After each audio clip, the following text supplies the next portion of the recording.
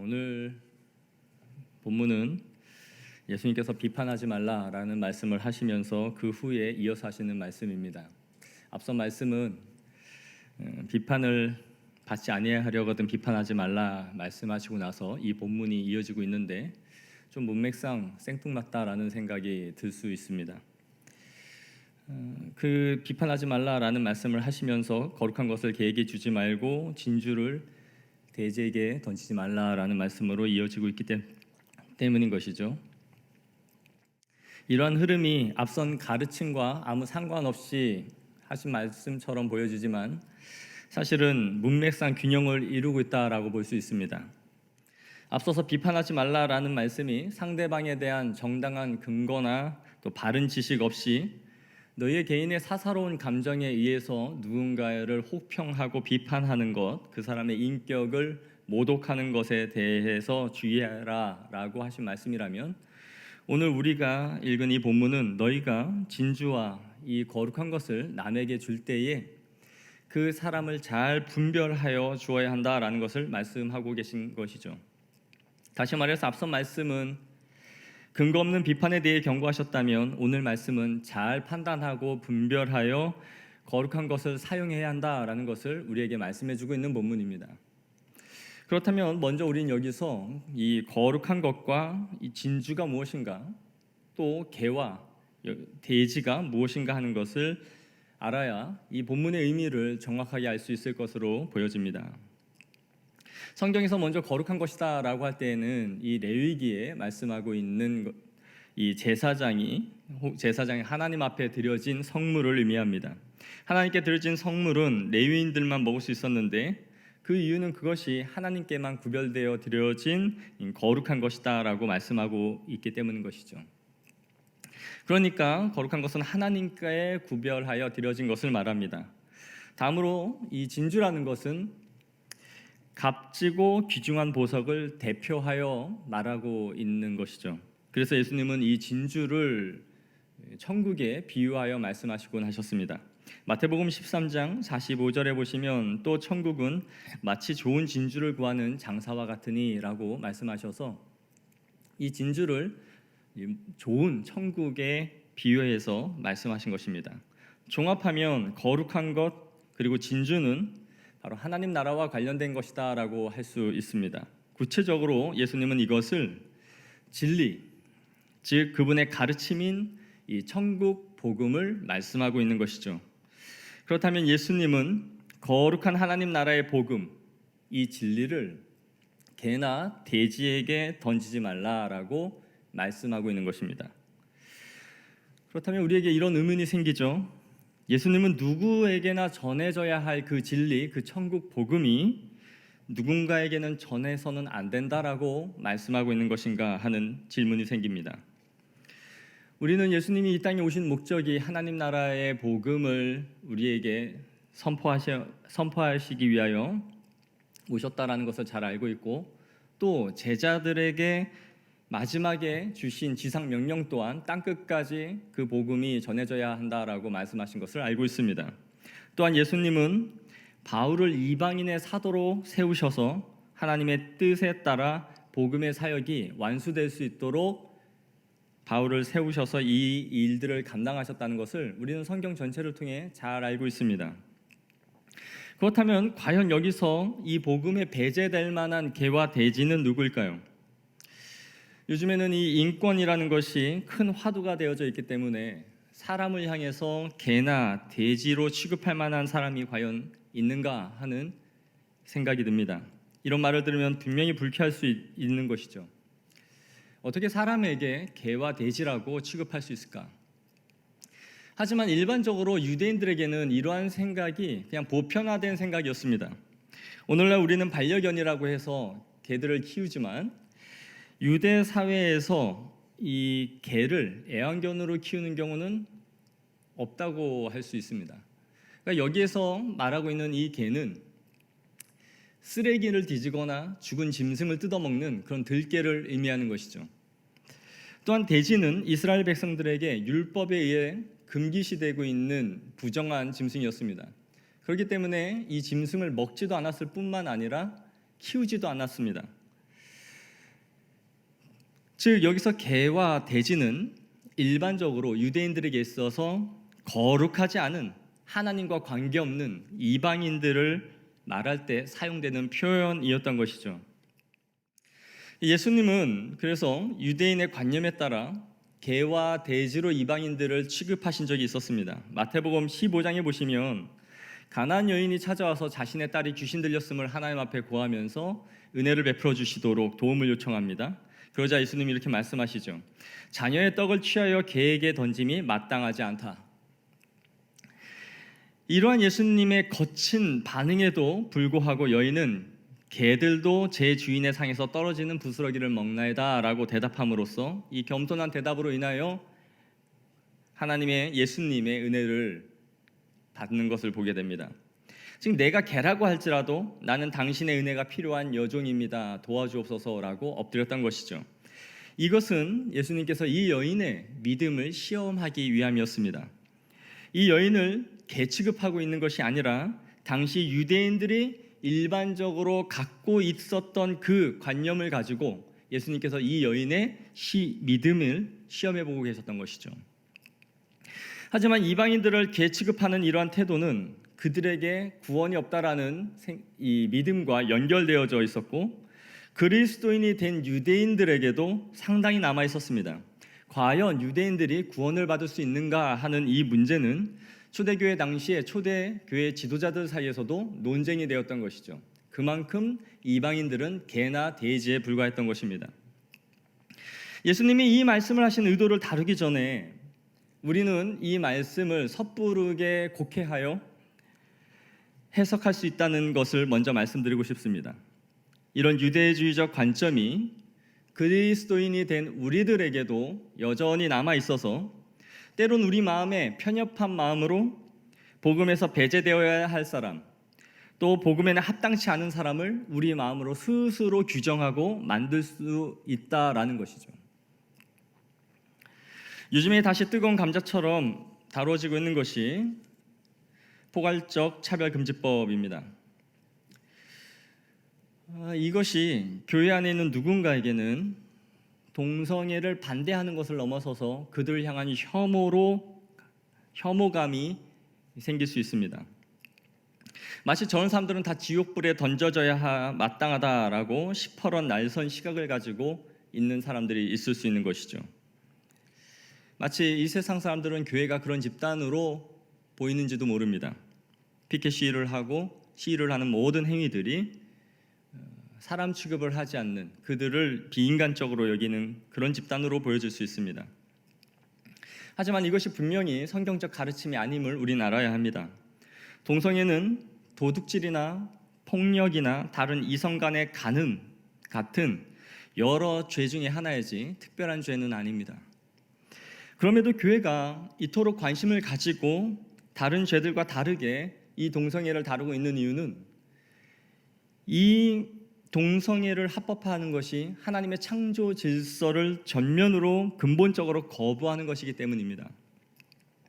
죄라고 말해야 할 것을 죄가 아니다, 옳다라고 주장을 하는 데까지 나아가고 있기 때문인 것이죠.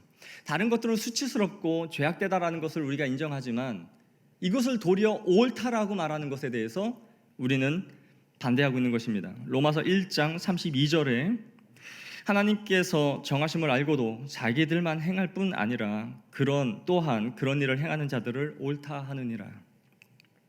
이 말씀처럼 죄악된 행위를 보면서도 옳다라고 여기며 오히려 그것이 부정하다라고 말하는 사람들을 불법이고 그들을 처벌해야 한다라고 말하는 법제화와 합법화로 가는 것에 있어서 위험함이 있기 때문에 반대를 하고 있는 것이죠.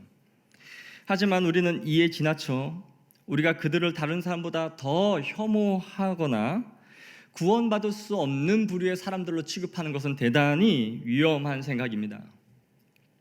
예전에 성북구 교회 연합에서 차별금지법 서명을 교회에서 받을 때에 한 분이 이런 말씀을 하셨습니다.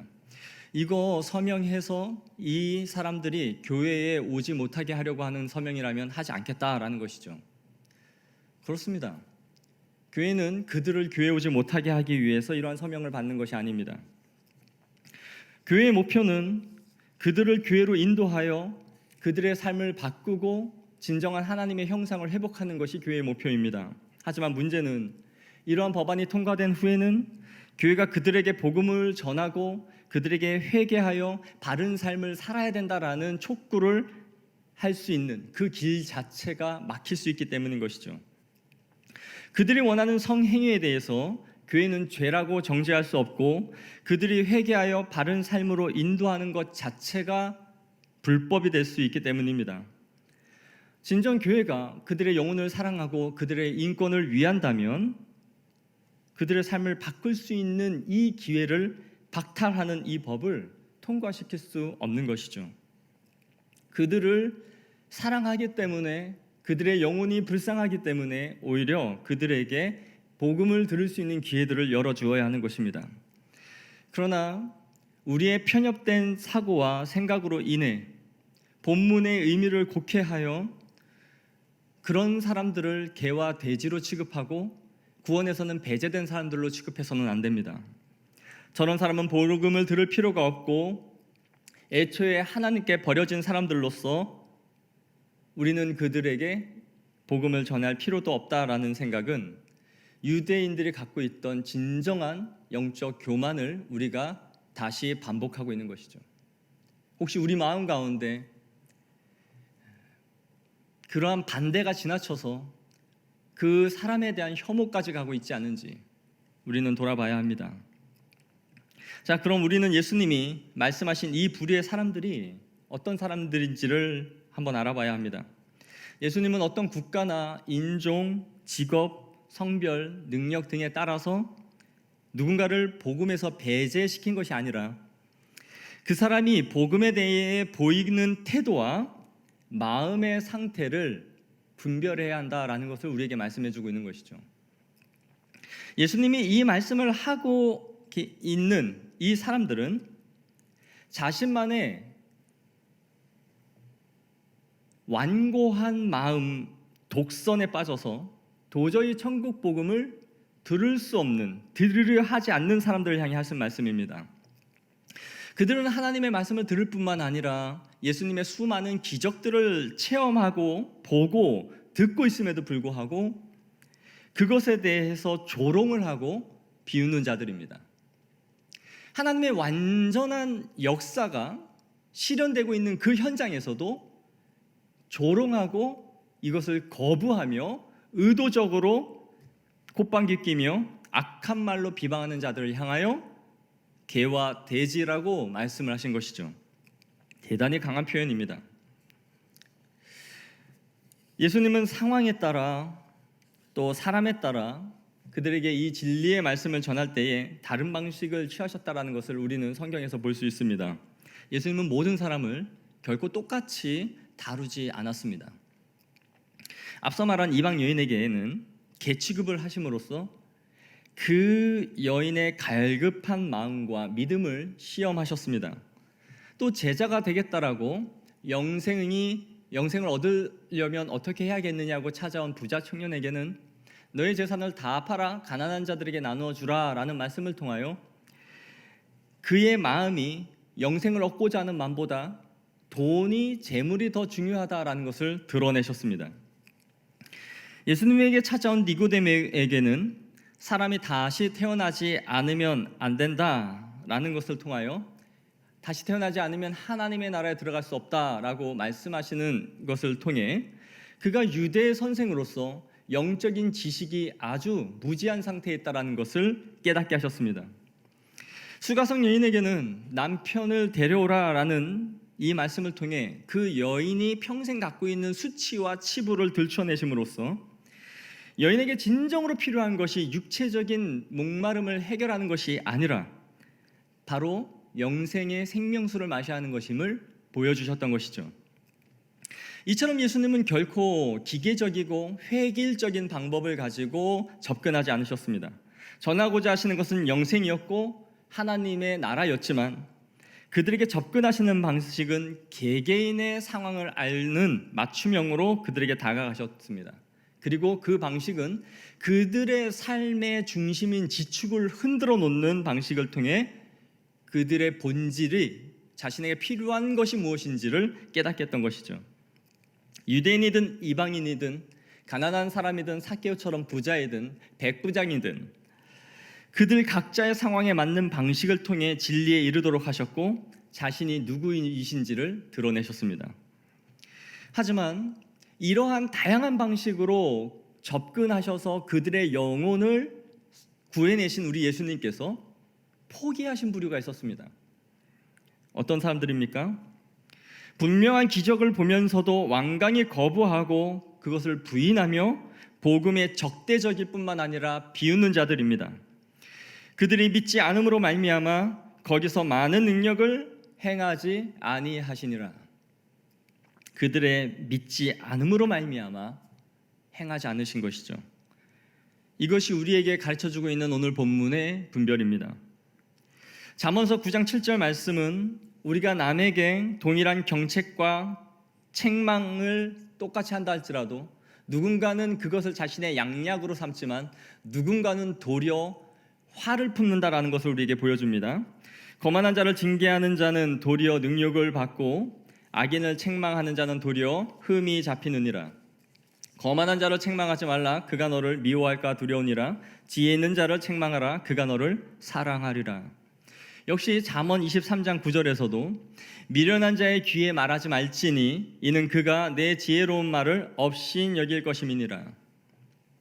분명 누군가에게는 그 경고와 충고가 달게 여겨지고 자신의 삶을 바꾸는 기회가 될 수 있지만 미련하고 남의 말을 귀담아 듣기 싫어하는 자는 오히려 능욕을 받게 되고 그 상대방에게 흠이 잡힌다라는 것을 우리에게 말씀해 주는 것이죠. 우리는 살면서 이런 경우들을 정말 많이 보게 되지 않습니까? 살다 보면 말이 참 맞는 말임에도 불구하고 모든 사람이 그 말을 순응하고 따르지 않는다는 것을 보게 됩니다. 대표적으로 우리의 자녀들이죠. 부모는 결코 자녀들에게 좋지 않은 것을 말하는 경우는 없습니다. 하지만 우리 아이들은 바른 것을 말해줘도 그것을 들으려 하지 않습니다. 때로는 잔소리 취급하고 무시해버리죠. 그런 아이에게 귀를 갖다 대고 계속 무언가를 말한다는 것은 의도적으로 듣지 않겠다라는 그 아이에게 이걸 끊임없이 한다라는 것은 오히려 아이에게 미움이 되고 서로의 감정의 골만 더 깊어질 뿐입니다. 마찬가지로 복음을 업신여기는 사람들에게 이런 식으로 복음을 계속 갖다가 놓는 것은 복음을 짓밟히게 하는 것과 마찬가지다라고 말씀하고 있는 것이죠. 제가 청년 때 다니던 교회에 담임 목사님이 이런 말씀을 하신 적이 있습니다. 본인은 믿음이 없는 사람들에게 가장 예의 바르고 가장 인격적으로 대해준다라고 말이죠. 무슨 말이냐면 믿음이 있는 사람들에게는 목회자가 가장 권위 있는 사람일 수 있지만 믿음이 없는 사람에게는 목회자란 한 명의 교회 직원에 불과할 뿐 아니라 자신을 섬겨줄 그 대상, 그 이상도 그 이하도 아니다라는 것입니다. 나한테 서비스를 해주고 만족시켜줘야 할 대상일 뿐이지 그 목회자의 말이 절대로 권위가 없다라는 것이죠. 그렇기 때문에 그런 사람들에게는 더욱 예의가 바라야 된다라는 것이었습니다. 그러면서 본인이 누군가에게 예의 바르게 행동하는 걸 보면 내가 믿음이 없구나 이런 생각을 하라고 우스갯소리를 하신 적이 있습니다. 하지만 사역을 하면서 정말 이런 생각이 종종 들 때가 있습니다. 목회자가 신방을 하면서 바르고 성경적이기 때문에 모든 성도들에게 다 가르치는 것은 아닙니다. 그것을 믿음으로 받아들일 수 없는 사람에게는 분명히 그릇된 것으로 보여지고 성경적이지 않다라는 것을 알면서도 목회자는 말을 하지 않습니다.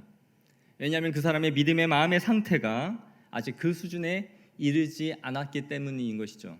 그래서 그 때를 기다리는 것입니다. 하지만 그만한 믿음이 있고 받아들일 수 있는 마음이 있을 때에 그것을 분별하고 나서 분명한 성경적 기준을 제시하는 것이죠.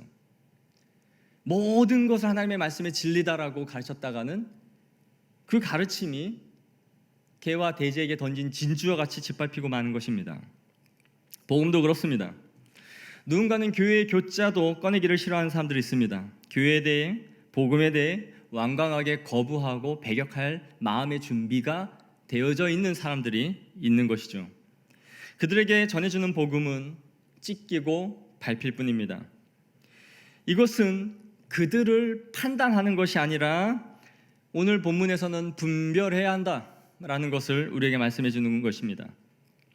너희가 그들을 분별하지 않고 복음을 전한다면 거룩한 것이 오히려 하찮게 여겨지고 짓밟혀서 더럽혀지고 말 것이다 라는 것이죠. 청년부 때에 청년 생활을 하면서 교회 토요일마다 전도하는 모임이 있었는데 매번 가지 못했지만 어쩌다 한번 갔습니다. 하루는 공원에 나가서 전도를 하러 갔는데 전도할 대상을 찾아서 이리저리 걸어 다니다가 어린아이 2명이 벤치에 앉아서 책을 보고 있는 것을 발견했습니다. 한 초등학교 3학년, 4학년 정도 된 2명의 여자아이였습니다. 가서 무슨 책을 보고 있나 이렇게 쳐다봤더니 지구과학 책을 보고 있었어요. 지구과학 책을 보고 있으니까 저도 지구과학 얘기로 이 아이에게 말을 걸어봤습니다. 재밌니? 지구는 어떻게 만들어졌어? 낯선 사람이 말을 거니까 경계하듯 쳐다봐요. 그래서 그 아이가 보고 있는 대로 진화론 얘기를 하면서 결국은 하나님의 창조 이야기로 관심을 돌리기 시작했습니다. 한 아이가 그 얘기를 들으면서 진지하게 듣기 시작해요. 그런데 그 옆에 있던 한 여자아이가 완강하게 거부하기 시작합니다. 그러면서 자신이 알고 있는 과학 지식을 총동원하여 제 이야기를 반박하기 시작해요. 빅뱅 이론이 어쨌다느니, 지구는 어떻게 생겼다느니.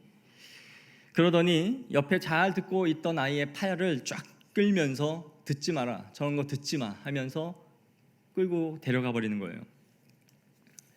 제가 보면서 이런 생각이 들었습니다. 어린아이지만 타락한 인간에게는 하나님을 향해 저렇게 저항하는 마음이 강력하게 역사하고 있구나. 자기도 듣지 않을 뿐 아니라 듣고자 귀를 기울이는 누군가까지도 말려서라도 복음을 거부하는 이 완강한 죄가 있다라는 것을 보게 된 것이죠. 그럼 제가 이 아이를 끝까지 따라가면서 그것을 반박하고 복음을 전해 주었을까요? 아니죠. 복음은 누구에게나 전해져야 하는 것이지만 우리는 그 복음이 하찮게 여겨지고 거부하는 사람들에게 그 복음을 가지고 사정하지 않습니다. 한 번만 믿어주세요. 한 번만 들어봐 주세요. 복음이 그런 식으로 짓밟히게 해서는 안 됩니다. 그것은 진주를 돼지에게 던지는 것이 됩니다. 복음은 하나님이 예비된 자들에게 주신 값진 보화이기 때문인 것이죠. 누군가에게는 이 복음이 밭에 숨겨진 보화와 같아서 자신의 전 재산을 걸고라도 살 만한 귀한 것이지만 개와 돼지와 이 짐승에게는 아무리 비싼 값진 진주라도 그들에게 던져주는 사료만도 못한 것이 이 진주인 것입니다. 바로 복음의 가치를 알지 못하는 자들이 개와 돼지라고 말씀하고 있는 것입니다. 아주 강한 표현인 것이죠. 우리는 복음을 구걸하거나 사정해서 듣게 하지 않습니다. 한 영혼을 위하여 우리의 자존심을 버릴 수는 있을지언정, 한 영혼을 위하여 나의 자존심을 다 던질 수는 있을지언정, 나의 자존심과 함께 복음 그 자체가 그런 식으로 취급받게 해서는 안 됩니다. 이 말을 잘 분별하기를 원합니다. 누구든지 너희를 영접하지 아니하고 너희 말을 듣지도 아니하거든 그 집이나 성에서 나가 너희 발의 먼지를 떨어버리라. 예수님이 우리에게 주신 선교 원리였고 이후의 제자들은 이것을 선교의 원리로 삼아 바울과 사도들도 그렇게 행했습니다. 유대인들이 끝까지 복음을 거부하고 받아들이지 않자 바울은 자신의 발의 먼지를 떨어버리고 이후로는 내가 이방인에게 향하겠다라고 선언합니다. 그리하여 복음의 주도권은 유대인에게서 이방인에게로 넘어가 버리는 것이죠. 그러므로 여기서 말하는 개와 돼지라고 할 만한 사람들은 명백한 하나님의 진리를 보고 들었음에도 그 말씀을 완강하게 거부하는 사람들입니다. 어리석어서 그의 마음에 이르기를 하나님이 없다 하는 자들입니다. 이 말씀은 결코 우리가 거만한 자세로 뻣뻣하게 고압적으로 복음을 던져 전하고 나서 받아들이지 않으면 그들을 개와 돼지 취급하라는 말씀으로 절대 오해해서는 안 됩니다.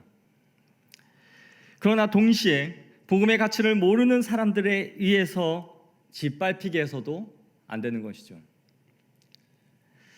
우리는 복음을 전하되 지혜로워져야 합니다.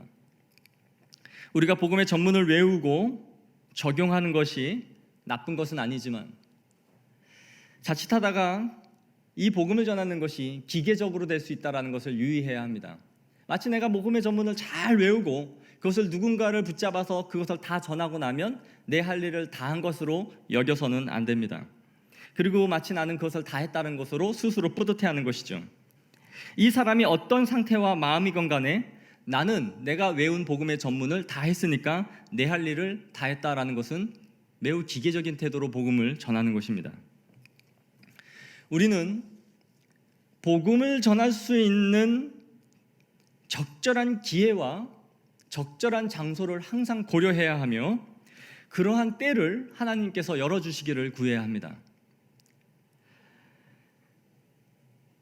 마치 내가 배운 대로 하면 끝나는 것이 아니라 그 적절한 때를 하나님 앞에 구해야 합니다. 때를 얻든지 못 얻든지 전하라 라는 이 말씀은 누군가의 상황과 형편을 고려하지 말고 무조건 전해야 된다라는 말씀이 아닙니다. 때를 얻든지 못 얻든지 하나님의 말씀을 전하라는 것은 내 자신의 형편과 상황의 어떠함에 따라서 복음을 전할 것이냐 말 것이냐를 정하지 말아야 한다라는 의미지, 누군가의 상황과 정황을 고려하지 않은 채 때를 얻든지 못 얻든지 복음을 전하라는 말로 오해해서는 안 됩니다. 내 자신이 내 상황과 형편에 따라 복음을 전할 것이냐 말 것이냐를 결정하지 말라라는 것이지, 상대방을 고려하지 말고 때를 얻든지 못 얻든지 무조건 전해라라는 것은 매우 지혜롭지 못한 행위입니다. 요즘에는 그러지 않겠지만 예전에는 지하철역에서 사방에서 예수천당 불신지옥 팻말을 써붙이고 외치는 사람들이 많았고, 그런 것을 모 시사 프로에서 집중적으로 다루기까지 했습니다. 안타까운 것은 그들을 쫓아다니면서 취재한 그 결과에 그들의 말할 수 없는 폭압적인 언행과 행위들이 다 잡혀서 그들이 하는 행위들을 무색하게 만들었던 것이죠. 지하철이 만원인 상태에서 저녁 7시에서 9시 사이에 모든 일과를 마치고 녹초가 되어 돌아오는 그들을 향해 예수 천당 불신 지옥이라고 고성을 지르며 외치는 것, 과연 그것이 사람들의 마음 가운데 스밀 수 있는 그들의 마음을, 정서를, 또 이성을 건드려줄 수 있는 방식인가 하는 것을 생각해 봐야 하지 않을까요? 저는 그들의 열정을 결코 폄하할 생각이 없습니다. 하지만 실제로 이러한 방식은 도리어 사람들을 피곤하게 하며 마음에 고통을 줍니다. 때로는 같은 그리스도인이 볼 때에도 민망하고 부끄러울 때가 많습니다. 우리는 이 시대에 진정 지혜로워야 하며 사람들의 상황을 살필 수 있어야 합니다. 우리의 복음에 대한 열정이 누군가에게 스밀 수 있는 방식으로 지혜로워져야 한다라는 것이죠. 도리어 저는 이런 생각을 해봤습니다. 바이올린, 비올라, 클라리넷 같은 악기를 가지고 정말 이 힘들게 지하철을 타고 돌아오는 사람들의 마음을 달래주는 악사가 있으면 어떨까? 전공자들이 정말 잘하는 연주를 매일 같은 시간에 매일 같은 호선에서 가면 이 사람들이 늘 그곳에 나타나 연주를 하고 지친 사람들의 마음을 달래주고 또 칸칸이 다음 칸으로 이동을 하면서 사람들에게 인사를 하고 좋은 연주를 해준다면 어떨까? 그러면 누군가가 와서 이 사람들의 재능으로 기부하는 모습을 보고 물어본다면 그들이 건실한 독실한 크리스찬임을 알게 되면서 좋은 마음을 갖게 해주는 건 어떨까, 이런 생각도 해봅니다. 우리는 복음이 짓밟히지 않도록 이 가치 있는 복음을 담는 이 그릇에 대해서 매우 지혜로워져야 한다라고 생각합니다. 특히 오늘날은 더욱더 그러하죠. 제가 청년 때 다니던 교회는 그래서 교회의 두 가지를 가장 많이 신경 썼는데, 첫째는 음향이었고 둘째는 교회의 환경이었습니다. 사람들이 말씀을 듣기에 가장 좋은 최적의 환경을 만들어줘야 한다는 것이 목회의 방침이었습니다. 담임 목사님은 우리 때는 라떼를 말하면서 방석도 없고 에어컨도 없고 그러면서도 은혜를 받고 수백 명이 한자리에 켜켜이 앉아서도 은혜를 받으면서 헌신하고 신앙생활을 잘했다라는 말씀을 하신 적이 없습니다. 그런 생각 자체를 배격했습니다. 공기가 순환되지 않으면 예배당에 이산화탄소가 많아지고 공기가 무거워지면 자연스럽게 성도들이 잠이 오는 것이 당연하다라고 생각했습니다. 그래서 각 사이사이마다 수십 개의 공기청정기를 설치하고 내부 환경을 최적화하는 데에 힘을 쏟았습니다. 은혜는 좋은 말씀과 좋은 환경에서 받게 된다라는 것이 지론이었습니다. 흔히 이런 말이 있죠. 예배 때 은혜 받고 화장실 가서 은혜를 다 쏟는다. 화장실에서 나는 악취와 불쾌한 그 환경이 받은 은혜를 다 쏟고 돌아가게 한다라는 것이었습니다. 우리는 이 시대가 요구하는 환경과 그 수준에 맞출 필요가 있습니다. 하나님이 강건하시면 어떤 상황에서도 사람은 변화되고 은혜를 받을 수 있습니까?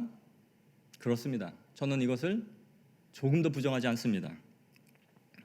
하지만 저는 칙칙한 환경에서 보다 신선하고 깨끗한 곳에서 하나님이 역사하시면 그 역사가 더 클 것이다 라고 생각합니다. 왜냐하면 하나님은 하나님의 역사가 부족하기 때문이 아니라 하나님이 사람의 환경과 마음을 거스르면서 역사하시는 하나님이 아니라 인격의 하나님이시기 때문입니다.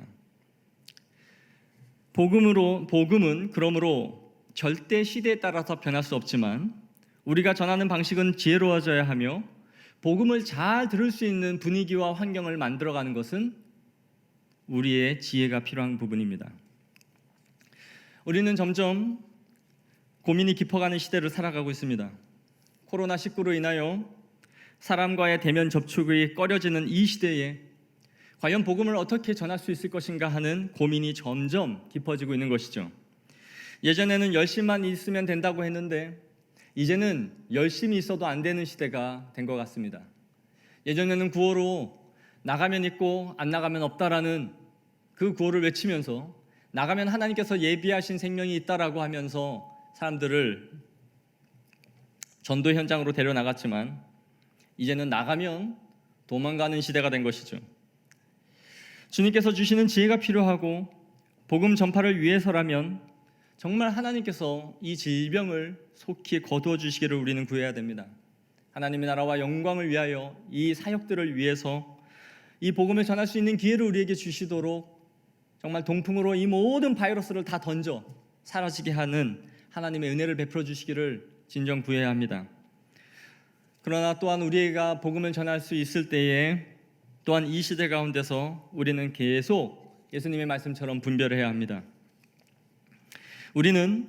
우리가 복음을 전해야 할 사명이 있다는 것과 그 복음이 찢기고 상하게 되고 짓밟히게 되는 것을 그러한 일이 벌어지지 않도록 막아야 될 사명이 동시에 있다는 것을 기억해야 합니다.